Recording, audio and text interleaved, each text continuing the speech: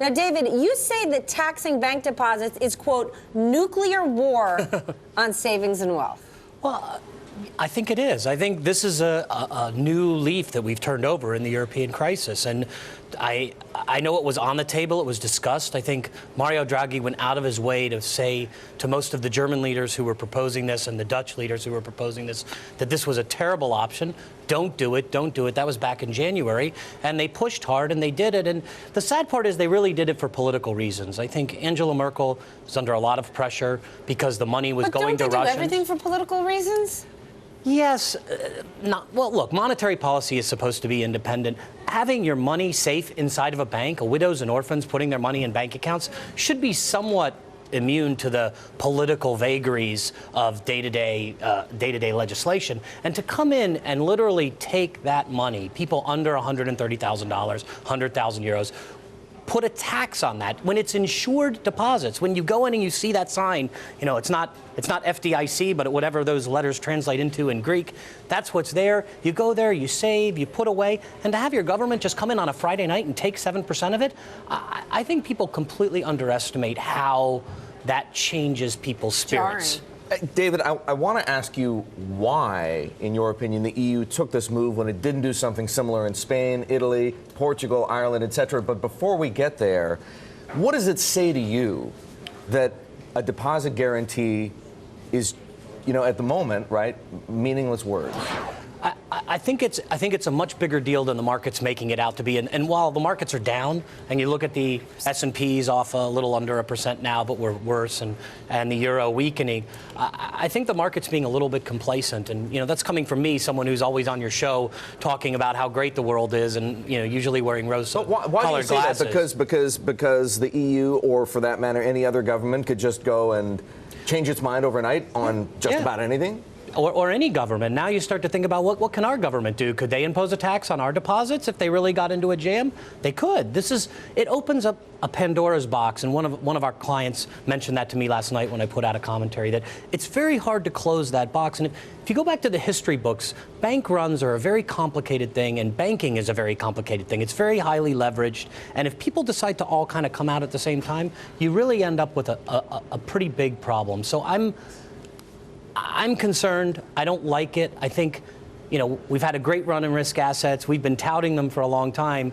And my position is you take chips off the table and you watch this vote over the next 2 days, and you watch how the bank flows go down. I don't think it's an easy win to the upside if everything works out okay, and there's a lot of downside. Could they have done this without going after the insured, without going after those with under 100,000, and really just go after the rich? People love to say, well, it's Russian oligarchs who have parked money there. Just go after them. Why not? I think it was to save face with those folks, right? So because they fear them, because they fear their money and power. And if they make it more across the board, then there's a chance that money will stay, at least in their minds. And I think that's a terrible decision. Come on, is the money going to stay? I think the money's gone. I really think. Look, I think the odds of something more sinister on a bank run front within Europe, starting in Cyprus, is a very real risk. You go back to the 1930s. The 1933 bank panic in the United States started in Detroit. It started with them closing the banks in Detroit. It spread through all of Ohio, and then within weeks, banks were closing all over our country. People underestimate how powerful this is when you start taking deposits away, closing banks, not giving people access to their hard-earned savings, their precautionary savings, what they have in case there's a problem. I think it's just a very nasty decision, the nastiest yet in Europe. So, David, if markets are underestimating the risk here, let's look at some things. For example, the euro, $1.2935. Where should it be in your opinion? I mean, the euro's down a little over 1%. We kind of thought 1.5% to 2% would be a reasonable initial reaction. There's a lot of moving parts in the next 24 to 48 hours with the vote. Obviously, the Cypriots could still vote no. Right. And, you know, what odds do you want to put on that? 20%, 10%, 30%? I mean, people could throw numbers around. Where should these risk-off indicators be going, for example? We see the 10-year down 10 basis this points morning, or right? 6 basis points. We see gold at $1,600. I think, look, if you're a big money manager, if you're a big, large pool of cash, you're sitting in your Monday morning meeting going, what does this mean? What did they just do to the euro? What did they do to the European people? And what has it done to the psyche of what this is as a reserve currency? I think it's going to take a while for this to settle in. We've got to watch and see how Cyprus reacts. And if they agree to it, which is the logical outcome, that's probably the 80% probability outcome is they agree to it. What then happens in the banks in Italy and Spain?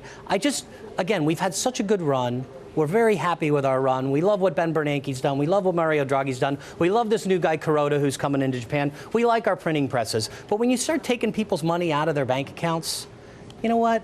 It's time to sort of just check out for a little bit, relax, watch how that goes down, because this is a new leaf in the European But then crisis. let's touch on psyche and Southern European culture. As Ryan Chilcott said, the capital city is somewhat empty today because it is a bank holiday. People are off in the countryside. Does that surprise you? Would we see that here in the U.S.? Would we see that in Germany? If there's a panic situation, I just don't think... Would people be picnicking? I just don't think I'd be on a picnic. I think I would be lined up trying to get my money out. It wouldn't just be 8 people online at an ATM. It would be significantly more aggressive. What does that say about Southern European culture? I would imagine that large numbers of the deposits are going to withdraw electronically.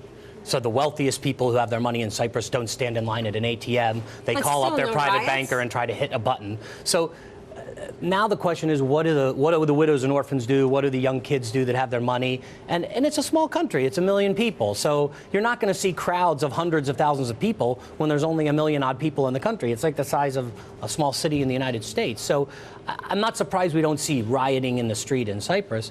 I guess I am a little surprised at how complacent the markets are on this. I really do believe that when you start messing around with things like bank runs, the psychology is so uncertain, and what was done here for pure political gain in Germany. And understand, this was the SPD attacking Merkel because she was giving money to Russians, German taxpayer money to Russians.